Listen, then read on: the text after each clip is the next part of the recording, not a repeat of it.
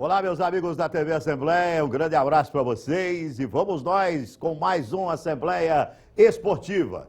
E hoje aqui tem um monte de fera, hein? Assuntos diferenciados serão abordados com você. Você que está se acostumando a curtir a Assembleia Esportiva, fique sabendo, o inédito é sempre terça-feira, 10 da noite e várias repetições desse programa para você. Vou começar apresentando pela ordem aqui de educação, que temos uma dama conosco, a Renata Ruel.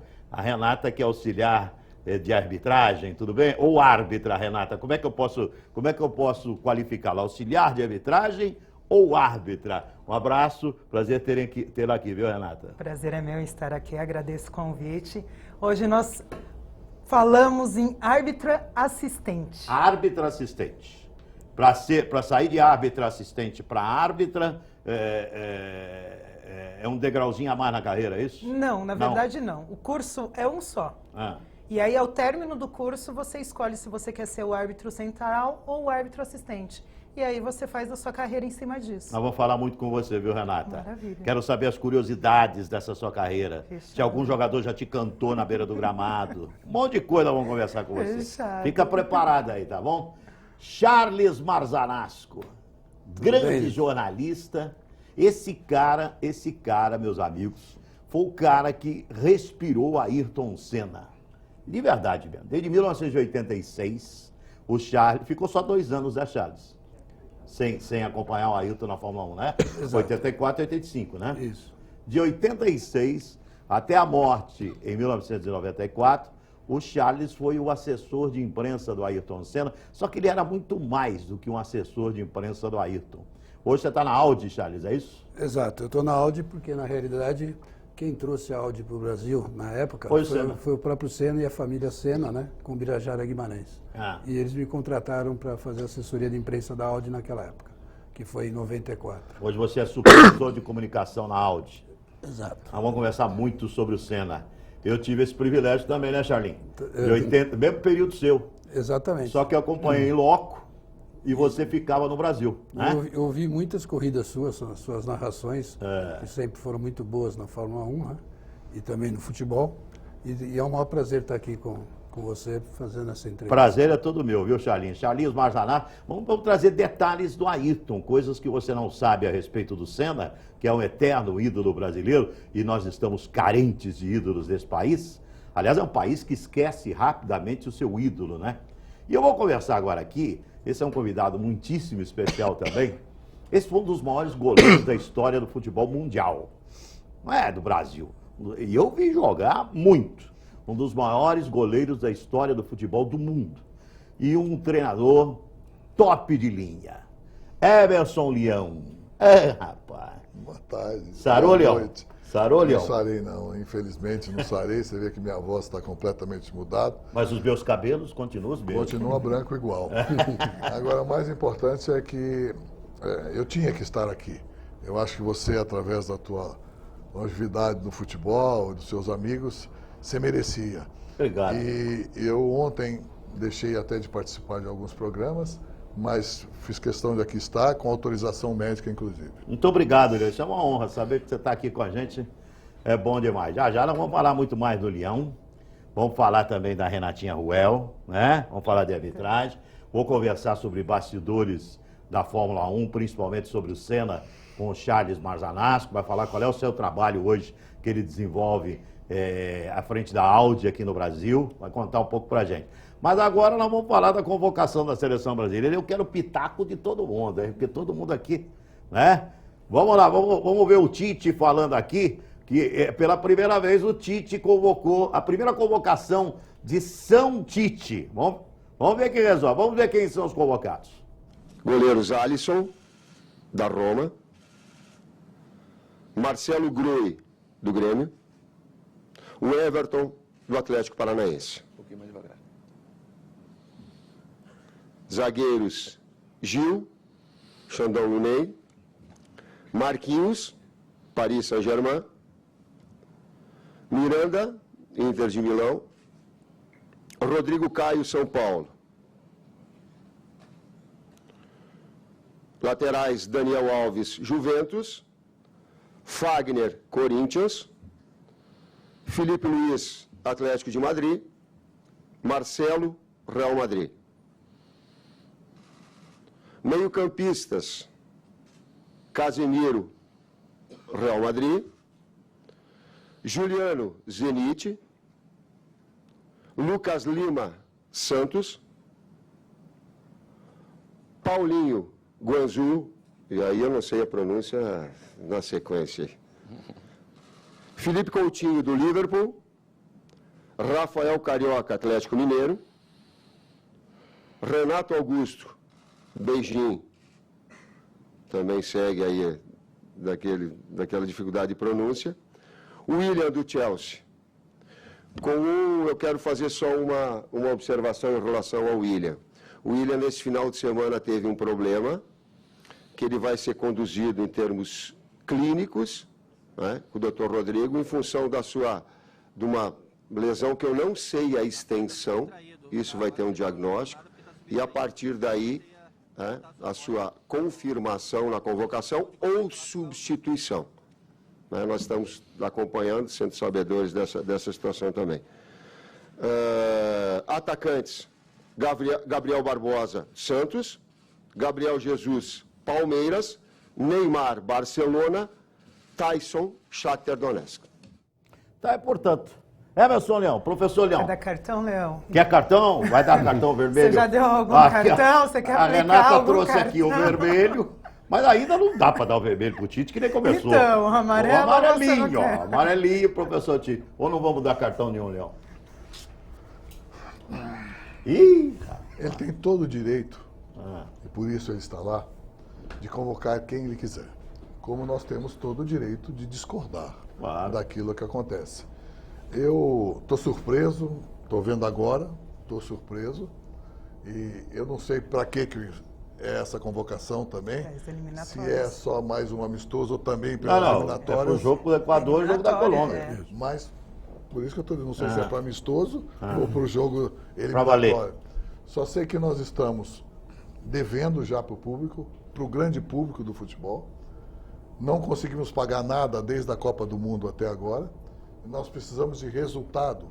Não só resultado para nós nos classificarmos, que até agora não estamos, mas resultados convincentes através de bons jogos. Acho que é a chance de ouro para o Tite. Ele não vai querer desperdiçar, vai querer todo o apoio, mas que a seleção não é o que nós esperávamos, não é. Alguns nomes aí, por exemplo, o Tyson foi um nome muito questionado, o Juliano, que saiu na reserva do Grêmio, um nome questionado. Por exemplo, ele não convocou o Douglas Costa, machucado. Alguns caras ele explicou. O Douglas machucado, o Thiago Silva também machucado. Então ele não pôde trazer nem o Thiago e nem o Douglas, que os dois não têm condição. Agora, eu acho que o desafio maior... Você gosta de bola, né, Charles? Eu adoro futebol. Você acha que o desafio maior vai ser formar um time para ganhar do Equador em Quito? Porque hoje a seleção do Equador, na minha opinião, é a favorita para jogar contra o Brasil lá em Quito. Está pronta, muito pronta, o time jogando junto há um bom tempo, né? E uma derrota, para mim, é absolutamente normal. Só que nós estamos no bico do corvo aí na classificação, né, Charles? E tem altitude também, né? Altitude também, né? Altitude. Eu já vou começar logo discordando de você, né? Você acha que o Brasil é favorito? Não, eu acho que o Brasil sempre será favorito, desde que esteja preparado para isso. Agora, eu não posso entender como o Equador é altamente normal nós aceitarmos uma derrota. Aonde for jogar. Leão, novos tempos, amigo.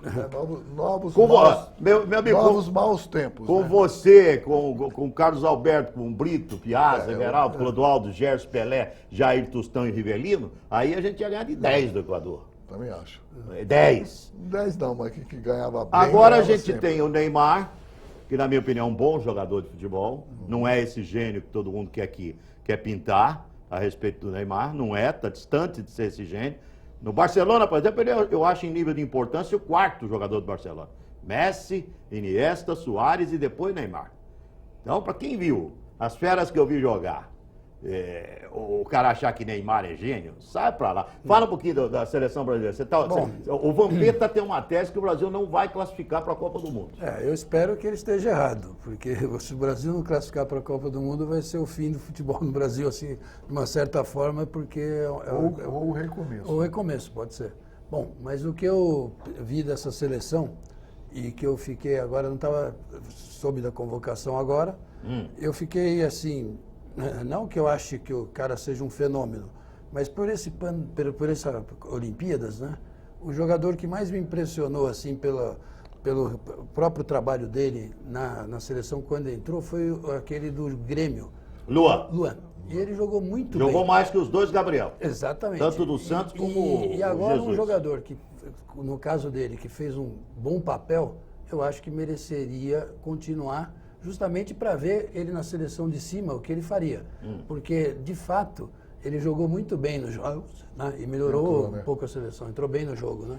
Renata, vamos ver a opinião feminina aí, você que é árbitra de futebol, viu a primeira convocação do São Tite, né? Porque acho que o Tite, ele é santo, que vai resolver tudo. Vai coisa nenhuma.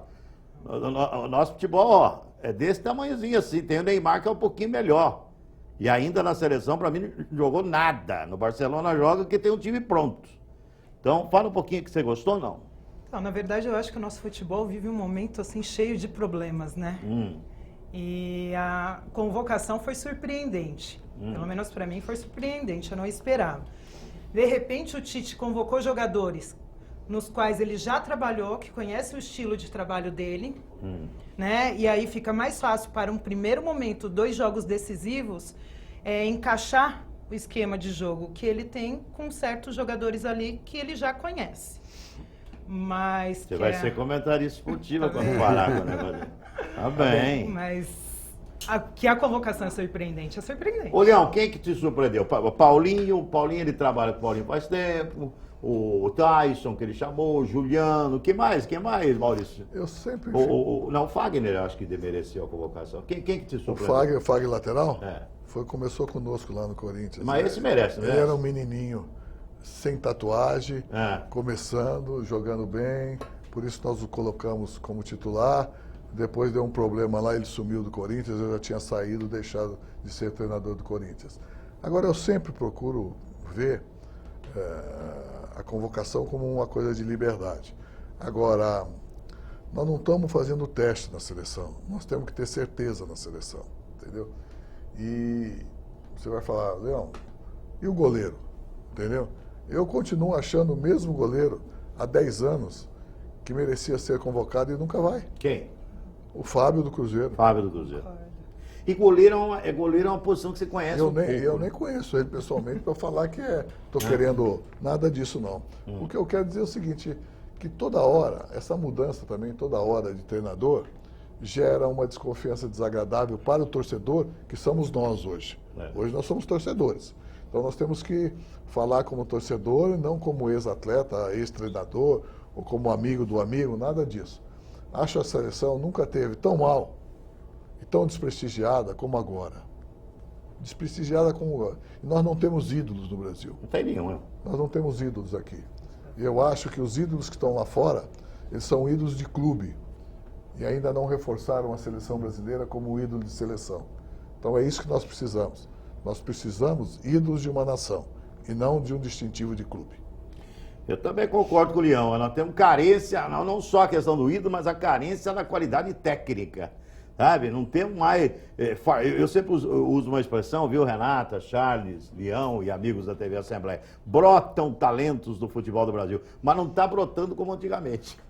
E só para complementar o meu raciocínio, eu acho que não só isso que você falou, a safra já está cada vez menor. Agora, o mais importante, às vezes não tem uma perfeição, não é um grande jogador, mas é um grande líder. E esse líder colabora muito. E nós não temos nenhum dentro da seleção. Nenhum. Tivemos isso na Copa do Mundo, nos perdemos por isso. Passamos agora vitorioso, sem líder, nas categorias, eu diria assim, abaixo de 23. Na Olímpica aí. Na Olímpica, abaixo de 23, porque todos eles jogam nas suas equipes, né? E não achei líder nenhum. Até dentro disso, do talento. Você vai falar do talento já, porque eu tenho que encerrar esse primeiro bloco aqui. Vou terminar o primeiro bloco. E o Leão tem toda a razão. Uma carência de qualidade, carência de liderança. O cara que poderia ser líder vai a público e vocês vão ter que me engolir, sabe? Eu fui a público depois de ganhar a medalha. Vocês vão ter que me engolir. Sai na arquibancada para brigar com o torcedor. Ah, para com isso. Facebook. Está lá o Facebook para você acompanhar o nosso programa, Assembleia Esportiva. Entre através do Facebook, dê a sua opinião, faça a sua sugestão, participe conosco. O Assembleia Esportiva está pegando, hein? Você está curtindo?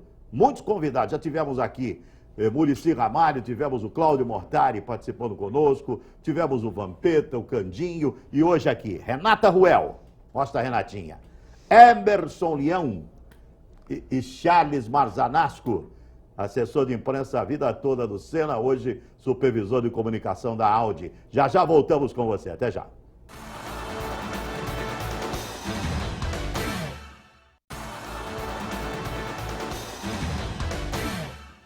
Meus amigos, estamos de volta no nossa Assembleia Esportiva. Eu sei que você está curtindo, está gostoso? Está curtindo de verdade? Vai curtir muito, que é um papo gostoso sobre futebol. Daqui a pouco vou falar um pouco mais sobre arbitragem, vou falar um pouco mais sobre Ayrton Senna da Silva, vou falar sobre Campeonato Brasileiro. Mas antes de falar sobre o Campeonato Brasileiro, vamos falar sobre um cara que eu ficava colado no alambrado, lá no estádio Humberto Reale, em Sorocaba, só para ver o cara jogar, só para ficar pertinho para ver o cara jogar. Vamos falar sobre esse cara aí. Esse é fera, até no nome, Emerson Leão, um dos maiores goleiros que o Brasil já teve, ídolo da torcida palmeirense, clube que defendeu de 68 a 78 e de 84 a 86 como jogador. Nem o fato de ter vestido a camisa do maior rival em 1983, quando fez parte da democracia corintiana, fez o torcedor alviverde deixar de idolatrá-lo. Tanto que retornou ao Palmeiras no ano seguinte para ficar por mais 2 anos. Sob as traves, ainda jogou por Vasco, pelo campeão brasileiro de 81, o Grêmio, São José, onde iniciou a carreira, e Comercial, de sua cidade natal. Leão honrou o povo ribeirão pretano com as várias passagens pela seleção brasileira. 4 Copas do Mundo no currículo, 70, 74, 78 e 86. Não é para qualquer um. Virou treinador em 87, aí rodou o mundo. Dirigiu, entre tantos, todos os grandes de São Paulo. Em 2000 e 2001, comandou a seleção brasileira. Era o início da campanha para o pentacampeonato 1 ano mais tarde. Vitorioso, polêmico, divertido, elegante, chato. Sim, quem nunca foi, né? Emerson Leão, hoje ele está aqui, é o convidado do Assembleia Esportiva.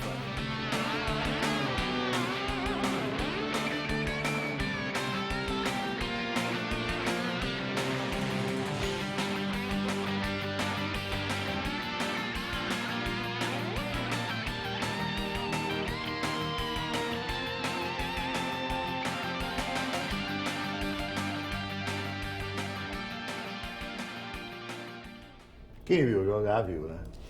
Quem não viu, vai vendo aí o que tem agora. Você tem um pouco de história, hein, seu Leão? A gente sentia prazer de jogar naquela época. Muitos craques, né, em um time só. E o mais bonito é que tinham muitos outros craques em outros times. Mesmo que era um adversário difícil de ser batido, a gente sempre admirava aquele adversário por fazer novos atletas também. Então, é mais assim, é um outro mundo. Futebol hoje não é o mesmo esporte. Tem uma foto aí atrás de você, você não tá... tá vendo sim, olha lá, tá vendo? Pelo aquele monitor você vê, ó. Esse foi o melhor time que você jogou? Leão, Eurico, Luiz Pereira, Alfredo Zeca, Dudu, Ademir, Edu, Leivinha, César e Ney? Ou tem algo melhor no Palmeiras? Nessa foto não tem essa escalação. Não, mas é essa.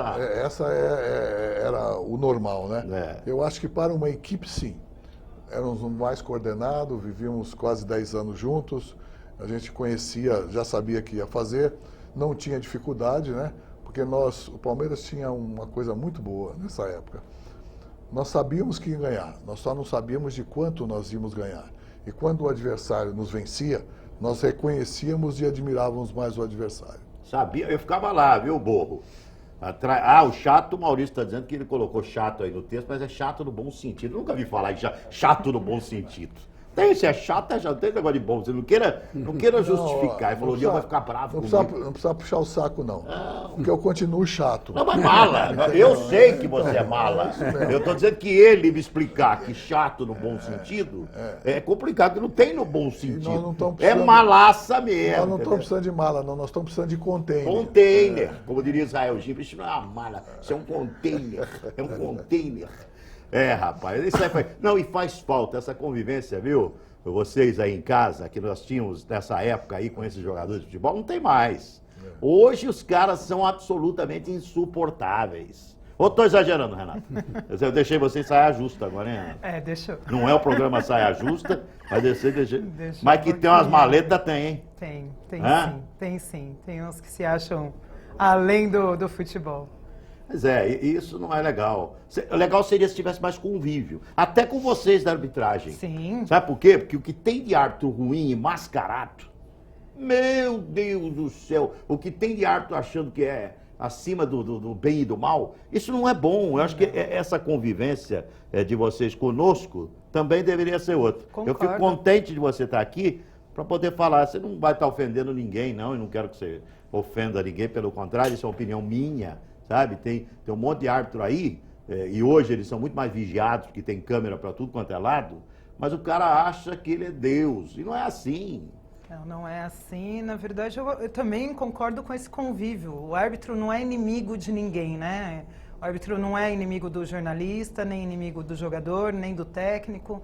Eu acho que não precisa ser amigo, mas não precisa ter uma inimizade. Pode ter um convívio, porque todos trabalham no futebol, né, dentro da sua área, e ninguém gosta de errar, ninguém quer errar. Hoje- Mas Pois não. cometemos erros. Claro que comete. Todos nós. Sim. Nós dentro da nossa área, vocês, treinador. Ô Charles, como é que era conviver com o Senna? Sabe, porque eu convivi como jornalista e piloto durante de 86 até 94. Quantos anos são? 9 anos, 8 anos. 9 anos, né? 9 anos vendo todas as corridas do Ayrton em loco. Todas as. Então, eu sei bem o que era a relação nossa ali com o Ayrton. Mas você, que é um assessor de imprensa que tinha que tomar tinha que ter algumas preocupações, tomar cuidado com muita coisa. Como é que era a sua convivência com o Ayrton? Conta pra gente. O Ayrton sempre foi uma pessoa fácil de eu trabalhar, no meu modo de ver, né? Porque ele é um cara muito verdadeiro, né? Um cara muito que sempre autêntico, né? E é claro, às vezes ele com um jornalista, alguma coisa, às vezes tinha Ele tinha os reclamações, arrancados. tinha, que nem o Leão, qualquer esportista, às vezes é muito difícil também, o próprio esportista, às vezes vê alguma coisa que está escrevendo mal, ou qualquer coisa assim, né? Mas o Ayrton, eu sempre me dei bem com ele, eu tive um certo problema com ele, assim, porque eu, além de, vamos dizer assim, trabalhar com ele, eu admirava tudo aquilo que ele fazia nas pistas, né? Como qualquer outro Ser do brasileiro, planeta. né? Porque Qualquer outro ser do planeta. era até um fã, né? Também, né? Porque eu ficava alucinado com o que ele fazia na pista, né? Mas a gente sempre, por exemplo, o Ayrton sempre fazia, quando ele vinha para o Brasil, fazia as coletivas de imprensa, fazia todo o trabalho normal, né? A gente marcava as entrevistas dele com jornalistas, né? Então, foi um trabalho que eu sinto falta até hoje de não ter tido mais, né? Sem dúvida. E o povo quer participar aqui, você que quer participar com a gente pelo Facebook, olha, manda a sua pergunta pelo Face também, sua sugestão, a sua opinião, mas tem gente querendo falar com o Emerson Leão. Fala, meu povo, pode falar. Leão, sou corintiano, mas eu queria saber, entre você e o Marcos, quem foi mais goleiro? Opa! Eu acho que nós dois tivemos os nossos dias de glória. Primeiro isso. E por coincidência dentro do mesmo clube que era o Palmeiras. Eu sempre torci, não para ele ser comparado comigo, mas sempre torci para ele superar. Por quê? Porque eu fui ser o treinador também. E por várias vezes eu insistia com o Marcos não parar de jogar, e pode perguntar para ele, que está vivo aí e forte, deve estar um pouco mais gordo, né? Mas, para ele não parar de jogar. Se ele tinha um objetivo, e teria que ter um objetivo, de superar a quantidade de jogos que o primeiro fez. Por coincidência, o primeiro era eu. E eu era o treinador dele. Então, eu acho que ele adiou parar de jogar uns 2 anos, porque eu insisti com ele. Agora, a nova geração, com certeza, irá falar que é o Marcos, e a outra geração, logicamente, vai falar que sou eu. Agora, eu acho que nós tivemos as virtudes e defeitos diferentes. A minha personalidade é completamente diferente do Marcos. Eu sempre fui sério, decidido. O Marco sempre foi um brincalhão, mas com a competência ímpar.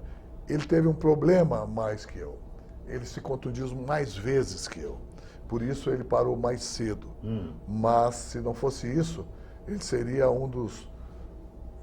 entre os 3 goleiros maiores do país. Dá um palpite para mim sobre o Palmeiras no campeonato, já que nós estamos falando de Palmeiras, e cita os seus 2 favoritos no Campeonato Brasileiro, que está cabeça a cabeça, Charlinho. Bom, eu acho que o Palmeiras vai ter ainda muita dificuldade, mas está indo muito bem até agora. Eu acho que ele poderá ser o campeão. Está disputando, tem tudo para isso. Agora, não é fácil, porque esse Campeonato Brasileiro está muito equilibrado.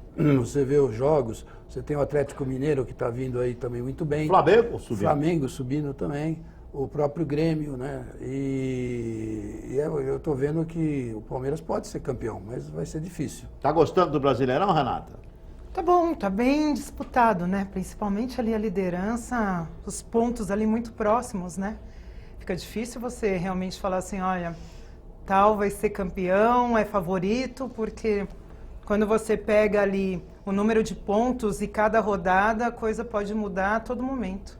É isso aí. O Leão, Palmeiras vai jogar o campeonato até o final sem o seu líder principal, que é o goleiro, o Fernando Praz. Isso pode trazer alguma consequência ou não? Bom, primeiro eu acho que o Palmeiras deveria estar na frente alguns pontos mais. E ele Perdeu em casa, hein? Ele não confirmou na hora necessária. Isso me preocupou um pouco como torcedor, como até às vezes que eu tenho que fazer um comentário. Acho que ele deixou passar batido uma coisa que não podia. Não correspondeu quanto se esperava. E está pagando por isso, está diminuindo a diferença. Agora, a falta do seu titular é sentida de uma forma, eu vejo, de liderança e até mesmo, né, como técnica. Agora, um time que pretende ser campeão não pode ficar dependendo de uma peça. Eu acho que a coisa mais importante é ter peças de reposição.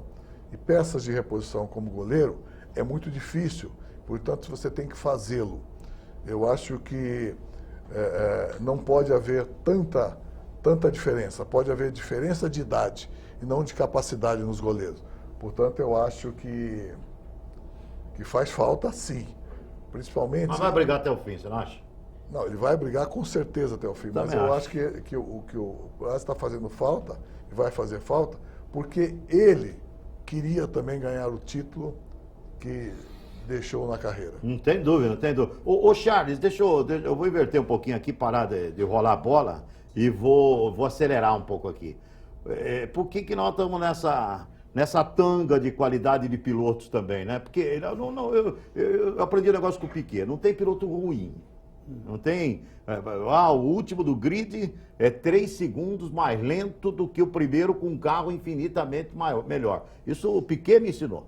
Falou, parem de falar bobagem. Vê o último do grid aí. A gente pegou ali e já... quem é? Nakajima. Tá com uma porcaria de carro. Vê o primeiro. Sou eu aqui, ó. Com o Williams com suspensão eletrônica na época, lembra?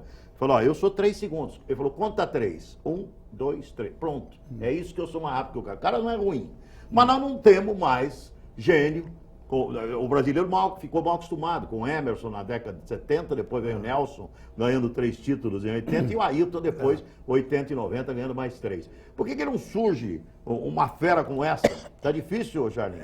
De fato, eu assistindo todas as corridas, agora acompanhando, que eu continuo acompanhando a Fórmula 1, a gente percebe que a dificuldade de se fazer um piloto no Brasil está muito grande. Isso porque o que eu vejo assim no automobilismo brasileiro, se deu muita força, posso estar falando até uma bobagem, mas se deu muita força para Stock Car no país. Então hoje no Brasil acabou a categoria escola, você não tem mais uma categoria escola. Desde o kart. Desde o kart, que ia para uma Fórmula Ford, que ia para uma Fórmula 3. Então essas categorias escolas estão fazendo falta no automobilismo. E hoje o piloto tem que sair, já ir para a Europa. É o que o Ayrton fez, mas na realidade está faltando talvez a morte do Ayrton, que era uma morte que foi inesperada, isso também tenha prejudicado muito o automobilismo.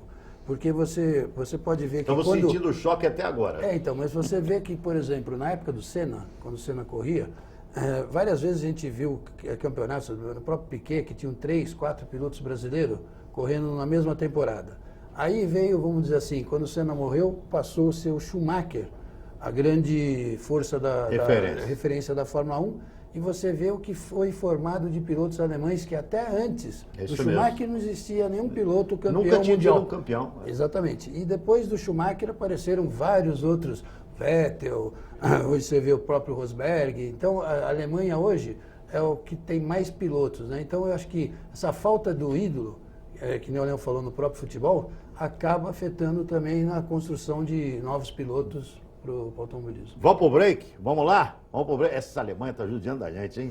É futebol, é automobilismo. Voltamos já no Assembleia Esportiva com muito mais Renata Ruel, muito mais Emerson Leão, muito mais Charles Marzanasco, enfim, contando histórias aqui para você, tenho certeza que você está curtindo. Voltamos já com você.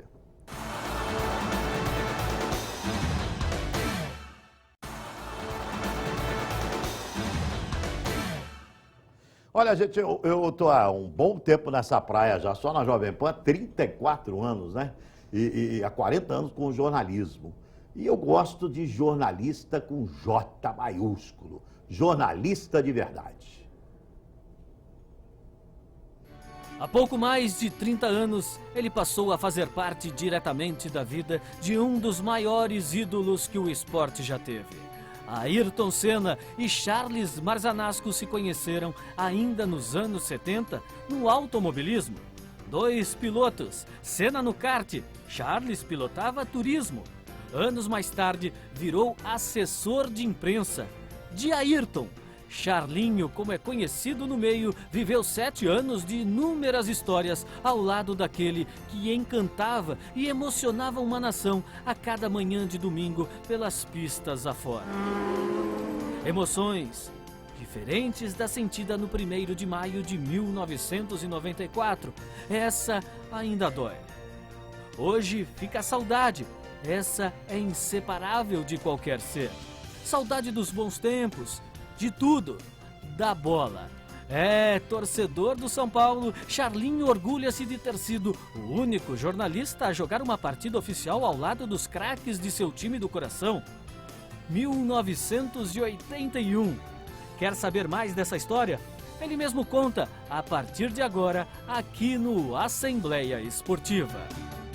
Que moça bonita essa filha sua, que linda, hein? Patrícia. Você vai chorar, não? Porque outro dia eu estava na Fox lá com o Flavinho Gomes, aí fizeram uma matéria com o Charlinho, pronto. Já, o mantegão já começou a chorar. Não, quando eu lembro do Mas que é Senna, gostoso lembrar isso, né? Sem dúvida. Eu fico arrepiado aqui de ter vivido isso também. Também foi uma perda que a gente não esperava, né? Uma coisa que veio... a gente pensava em qualquer outro piloto, tal, mas o Ayrton, pelo jeito que ele guiava, por tudo que ele era tão bom, você esperar uma coisa daquela foi muito trágico. E essa história, o povo quer saber dessa história, que você jogou bola aí com o seu time do coração. Essa história eu estava até brincando aqui com o Leão. Na realidade, o Leão jogou nesse jogo também, porque ele era goleiro da Seleção Paulista. Na realidade, o Placar resolveu fazer uma matéria, né, de um jornalista, sentindo a emoção dentro do campo. Né? Então, sentindo a emoção de jogar junto com o Leão, o Luiz Pereira, né? Aqueles jogadores todos, né? Então, eles fizeram essa matéria e acertaram com a diretoria do São Paulo. Só não acertaram com o técnico do São Paulo, que era o Formiga. E na última hora, foi avisado o Formiga que eu ia jogar. Então, na realidade, o Formiga já, na hora que ele foi que eu fui me apresentar para o Formiga, vamos dizer assim, como jornalista, ele já, a primeira coisa que ele me falou para mim, ele falou, você é louco, você vai jogar num jogo do São Paulo aqui, você tá doido? Aí eu falei, não, é uma matéria, tal, mas aí até eu entrar em campo aconteceram muitas coisas muito engraçadas, né? E que valeu a pena porque foi uma matéria muito boa no sentido de tudo, até na entrada do campo, por exemplo, para você ter uma ideia, eu no vestiário não tinha recebido ainda, não pude pegar o uniforme, porque eu não era um jogador registrado, né, na federação e tal. Então o roupeiro, o Formiga, deve ter falado para ele, olha, não passa o uniforme para ele de jeito nenhum. E aí na última hora o diretor entrou lá, e aí quando falou comigo, eu falei, não, mas já está tudo acertado com a federação, você pode pegar o uniforme e tal. Aí eu fui para a fila dos jogadores para entrar no campo, e eu estava com a camisa 18 como reserva, né? Então eu fiquei lá atrás dos reservas, veio o fotógrafo do placar e fala, Charles, baixinho, né? Sai dos jogadores de reserva, vai lá na frente, imagine, vai lá na frente, para sair junto com os titulares. Pra aí poder fazer a eu foto. subi na escada, os jogadores, ninguém me conhecendo, e eu assim, com licença, com licença. Não, imagina Sensacional a cena. essa história. Aí eu entrei em campo com os jogadores e fiquei do lado do Serginho e do Mário Sérgio. Tanto Nossa, que, dois anjos, isso, Serginho e Mário Sérgio. Isso. Aí, olha o que aconteceu. Quando eu entrei em campo, a gente foi correndo no campo, levanta os braços para um lado, levanta para o outro. Quando eu olhei, os reservas não entraram, só eu que entrei de 18. Tinha uma mais. Aí eu comecei a sair de fininha. E foi engraçado, ele não vai lembrar, mas ele e o Luiz Pereira, quando eu estava passando, como o São Paulo tinha sido bicampeão paulista, né? Eles iam me cumprimentar e falar assim, parabéns, campeão. Mas eu queria explicar, olha, mas eu não sou campeão. Imagina a situação. Você lembra disso, Leão? Não. Mas era um campeão desconhecido. Era um campeão desconhecido. Não, mas sensacional. Mas eu fiquei com a faixa. Mas sensacional. Fiquei junto. O Formiga. Ah, Renata? Sensacional Não, mesmo. Como é que a arbitragem age no momento? Sensacional e ilegal. Né? Ilegal. E aconteceu uma coisa nesse jogo, porque foi o seguinte, aos 40... Mas você jogou ou não jogou? Não, aos 42 minutos do segundo tempo, eu louco para entrar, porque eu não podia fazer uma matéria, eu fiquei no banco do São Paulo. Eu tinha que escrever uma matéria, eu joguei na máquina tricolor, porque era o título da matéria, já era aquele, máquina tricolor. Sim. Então, quando eu fui, quando deu 42 minutos, não tinha mais ninguém no banco. Era São Paulo e? São Paulo e Seleção Paulista. Seleção Paulista. Isso, jogava o Luiz Pereira, Leivinha, todo esse time bom. Quando eu fui vamos dizer assim, cheguei no Formiga, falei, mas Formiga, você não vai me colocar? Tava o Everton, que era o número 10 do São Paulo, estava caído, machucado, e ele falou, entra no lugar do Everton. Minha chance. Era minha chance. Só que eu estava com a camisa número 18, e eu já tinha reparado que o número 18 era o Flavinho, que já estava em campo, lateral direito. Imagina a cena. Aí eu fui para entrar no campo, o cara da mesa, da federação, ele chegou para mim, vira de costas. Quando eu virei de costas, ele falou assim, 18 já está em campo. Aí eu, na hora, ia ficar parado com ele. Aí eu falei assim, você errou. Aí eu falei, então vai que depois eu vejo. Aí eu peguei e entrei, porque senão eu nem entrava. Mas pegou na bola? Peguei na bola. Boa, isso já é. Tirei a bola lá, joguei na direita pro Tatu, e aí depois daí eu fui para a área, e naquele jogo, eu que entrei com 42 minutos, naquele jogo eles terminaram com 44 minutos e 30. Não tinha essa coisa de hoje de esticar. Se esticasse uns 2 minutos a mais, seria melhor. Você lembra o árbitro? Mas eu não lembro o nome. Eu lembro. Mas eu lembro que eu fiquei com muito medo, isso sem brincadeira, porque era meu cabeludo, mais jovem e tal, né? E quando eu entrei no jogo, o Luiz Pereira já, pega esse garoto, não sei o que. Eu falei, caramba, tive uma informação aqui, ó. A minha voz do além está dizendo o seguinte, que o Jaime Franco viu a sua exibição de 2 minutos e falou, vou levar esse garoto. Não, o Jaime Franco foi o seguinte, Viu antes? Não, o Jaime Franco, nós jogamos uma partida contra a diretoria do São Paulo, e quando terminou o jogo, não que eu jogasse muito, tal, mas quando terminou o jogo, ele veio nas minhas costas, talvez mais para agradar, bateu nas minhas costas e falou, você é um bolão, garoto. E quando nós fomos para o vestiário, como eu trabalhava na 4 rodas, na realidade, o Henrique Guilherme, que era o repórter na época, ele me apresentou para o Jaime Franco como um cara que era do placar, para não mostrar que eu fui pego lá na 4 rodas, numa revista de carro. Sei. Então, ele, quando falou aquilo, e aí o próprio Jaime Franco perguntou a minha idade. Aí eu falei que tinha 28 anos. Quando eu falei 28 anos, ele falou, putz, 28 anos já. Desistiu. Para aquela época, já era uma época. Gente, 30 anos, o jogador já. Né? História muito legal do Charles Marzanasco. Tem história, rapaz. Eu gosto de gente que tem, né, Renata? Verdade. Né, Adorei a Renatinha? história. É? Adorei, sensacional a história. Principalmente a arbitragem aí nesse meio. Né? Fica pertinho, né? Totalmente. Como o jogador não registrado joga, Não, acaba o jogo 44 minutos e 30. Entra o Mané no meio entre os titulares. 2-18. Mas a era, única vez que mas isso era um aconteceu. jogo de festa, né? É jogo de festa. Exatamente. São Paulo e seleção paulista. Gente, ó, tem uma pergunta pro Charles, então deixa eu ver o pessoal na rua querendo fazer pergunta pro Charles. Vamos lá. E eu queria fazer uma pergunta para você, Charles. Se vai existir algum piloto de Fórmula 1 próximo ou parecido, igual o nosso querido Ayrton Senna? Bom, eu não quero desmerecer nenhum piloto da atual Fórmula 1, mas é claro que, por exemplo, você tem bons pilotos na Fórmula 1, você tem hoje o inglês, né, que está Hamilton, que está fazendo uma temporada maravilhosa. Você tem o Vettel, você tem o Rosberg, Alonso.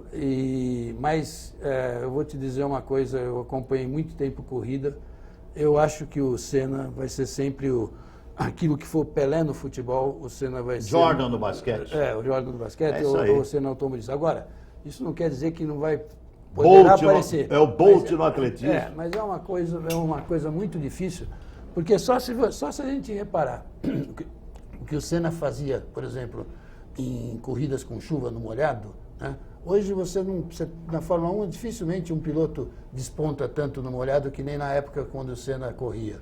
E fora isso, o Senna era muito, muito, muito arrojado. Muito bem. Né? Então a diferença do Senna para os demais pilotos estava principalmente também no arrojo. Estão perguntando aqui, ó, você não vai perguntar para ela se ela já teve cantada de jogador no gramado para ela? Olha, esse Maurício Rossi, depois minha mulher reclama lá em casa, hein? Mas então, já que o Maurício está pedindo para perguntar, eu perguntei, teve ou não? Jogador profissional, não. Às vezes eles chegam assim, ficam olhando, param pertinho, pergunta quanto tempo de jogo, aí você fala, nossa, mas deu 10 minutos, você já cansou? Mas nada, assim, dentro de campo, assim, o jogo é muito profissional. Quando você faz um evento, um jogo mais festivo, que aí é outro clima, não tem a responsabilidade de uma partida, até tem outras brincadeirinhas, mas o jogo profissional é muito mais sério. E se tiver, como é que você faz? Como é que você lida com isso? São 12 anos já na estrada, né? A gente tem que aprender a lidar. Então, é profissionalmente, é mostrar que você está ali a trabalho, nada além disso. Isso aí, Renata Ruel, Charles Marzanasco e Emerson Leão. E o povo quer continuar fazendo pergunta pro Leão. Fala, povo! Leão, você é amigo do Serginho Chulapa? Não, não sou. Ai, pronto. Não sou. Acabou a história. Tá respondido, não tá? Acabou Me a história. perguntou? Não sou. E a Renata não falou muito mais, sabe por quê? É. Porque agora tem o tom de assédio sexual, né? Verdade. Elogio agora passou a ser assédio sexual. É isso É aí. isso, né? Eu falo como que as pessoas vão flertar, né? Se não esse pode é o mais problema. nada. Ô, Renato, o povo quer perguntar pra você. Pergunta então, vamos lá. Você teria coragem de posar para uma revista tipo Playboy? Ih, aí, tá vendo? Não. É que nem o Leão em relação ao Serginho? Não! Tá respondido. Não. Olha, a carreira da Ana Paula Oliveira, que eu reputo com uma bandeira de qualidade, de muita qualidade, ela, na minha opinião, ela foi interrompida depois que ela posou. Não tem nada contra, não. Pelo contrário. Muito pelo contrário. Cada um faz o que quer da vida. Mas isso aconteceu com a Ana Paula, né? É que na Ana Paula, na verdade, o teste físico mudou e ela não conseguiu se adaptar ao novo teste físico, não passava nos testes e por isso não continua atuando. Mas não teve problema dentro da federação, nem dentro da CBF com a atitude dela. Não a deixaram de lado em função disso. Foi em função de teste físico mesmo que ela sentiu maior dificuldade e por isso acabou parando com a arbitragem. Eu entendo a sua resposta, respeito e assimilo a sua resposta, mas continuo achando que fez muito mal para a carreira da Renata. Olha aqui, um pouquinho das árbitras. Olha, agora está em moda as árbitras. Veja só um pouquinho das árbitras. O homem do apito, o homem de preto. Quantos narradores, repórteres, comentaristas se referiam assim à arbitragem no futebol? Essa história mudou. Muitos vão se lembrar de Silvia Regina Oliveira como a primeira mulher a encarar a função e apitar jogo de marmanjo. Mas esse negócio começou lá atrás, com a mineira Léa Campos, há quase 50 anos. Dentro e fora das quatro linhas, hoje, cara feia para elas é fome. Mas são diferentes. Ana Paula de Oliveira chamou a atenção. E como foi parar na capa de uma das mais famosas revistas, entre aspas, masculinas do país. Sim, machismo. Esse é difícil de ser quebrado. O papel delas nessas funções merece mais respeito. Se impor diante de alguns brutamontes é tarefa complicada. Vai pra cozinha, pro tanque, tudo isso vem das arquibancadas. Dos alambrados, muitas vezes, bem próximos. Como encarar tudo isso? É o que vamos saber hoje da nossa convidada, da auxiliar de arbitragem, Renata Ruel. Tá vendo só, Renata? Sensacional, adorei. É isso aí. A mulher tem espaço em tudo. Né? Concordo, Nilson. E já a gente vai falar mais sobre isso também no próximo bloco. É o bloco final já, que pena. E vamos falar de Olimpíada nesse bloco final, né? Vamos falar de Olimpíada, vamos fazer um resumão do que nós vimos na Olimpíada do Rio de Janeiro. Quero a opinião da Renata Ruel, quero a opinião do Charles Marzanasco, a opinião do Emerson Leão. Olimpíada acabou, né? Então vamos resumir como é que nós avaliamos o que aconteceu no Rio de Janeiro. Voltamos já na Assembleia Esportiva para você. Tenho certeza que você está curtindo. Voltamos já.